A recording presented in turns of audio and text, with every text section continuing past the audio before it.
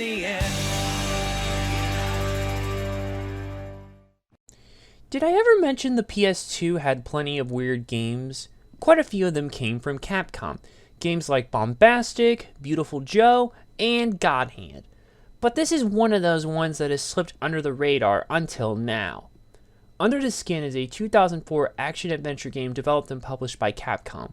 This game was released on August 5, 2004 for Japan under the name Annoying Alien Panic Maker, October 12, 2004 for North America, 10 days later for Europe, and 5 days after that for Australia. The best way I can describe this game is, what if you were an alien hell-bent on inciting panic on Earth while hiding in plain sight? Yeah, like I said, this is a weird one. I think it's even weirder than God Hand in some regards because of how over the top it is. Don't believe me? Let's dive in, shall we? The plot of this game revolves around the planet that causes mischief. Planet Mischief, of course. The tradition there is that once an alien turns 3 years old, said alien must travel to any planet and learn the art of inciting panic on a planet. Our lucky, or unlucky depending on your point of view, recipient is Cosme. Cosme travels to Earth to cause mischief there because it will impress his father, Cosme Sr. Partially because Sr. is one of the best mischief makers, and Earth is the greatest challenge of them all. Unfortunately, when Cosme crash lands on Earth, he is completely lost on what to do and almost gets himself in trouble. Thankfully, he is saved by Earth's own mischief master, Master Itazura. Itazura then trains Cosme in the art of causing trouble, and thus it's up to Cosme to raise some hell. There are 8 stages in the game in total, with a final stage to boot. Most of them play out the same, with a couple exceptions that I'll get into in a moment. Typically for the main stages, you'll have to collect a specific number of coins in a specific amount of time, or get more coins than your opponent when time runs out. When you spawn into a level, you'll have to zap a human to disguise yourself. The ray gun you have allows you to trap a foolish earthling to use as a disguise when your main one is busted. You can switch at various UFOs placed in the levels. Each human has their own set tools to use for you to cause panic. Things like thumbtacks, bombs, skates to run into people, etc. When you use these tools, you'll get coins out of people, which you then collect. You'll have to do this while fending off against another alien who's also trying to do the same. At some points in the levels, the game will enter panic time. An event will happen which will spook a bunch of people and provides opportunities for massive coins. Be careful though, if you get hit once, you get zapped into your undies a la Ghosts and Goblins / Maximo. Get zapped once more and Cosme will have to retreat and zap another foolish earthling quickly to disguise himself again to get back into the flow of things. You'll want to do this as quickly as you'll lose more coins if things go wrong. There are only 2 levels where things are different. The first is Raccoon City, where we have a pretty funny parody of Resident Evil 3. Here you cooperate with your partner to reduce Nemesis's coins to 0 before time runs out. Oh yeah, there is one more level with it, Pranksylvania. Here you work together with your partner to get a specific number of coins in a specific amount of time. Then you have one final get more coins than your opponent battle, and that's the game in a nutshell. While there's not much here in terms of content, the game more than makes up for it by having a memorable experience because of how absurd everything is. If you can't tell from the footage, the game itself is very wacky and doesn't take itself seriously. At all. And that's not necessarily a bad thing, as the absolute insanity of everything more than makes up for it. Sometimes your tool will hit multiple people at once, or you combine them with the panic time incidents in order.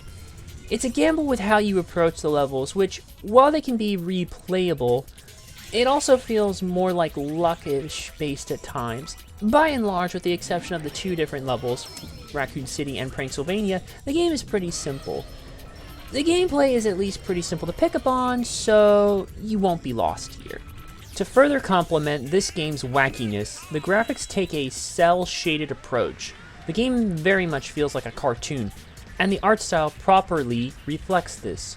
While it's not going to blow your mind, it does fit the tone of the game well.